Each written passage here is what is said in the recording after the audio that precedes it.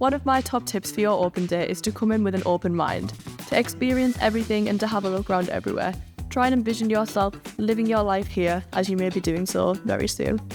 Go with a completely open mind. Whether it's to do with your course, accommodation or societies, university is the perfect place to try something new.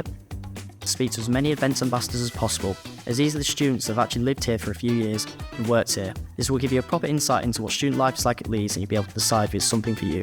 Think about what you're passionate about and what really matters most to you, and then go and explore it, because ultimately open day is your day. Make sure you go to your school again, have a look round and see if you can really visualise yourself spending time there. Don't be afraid to ask questions. This is your opportunity to find out as much information as possible about university life.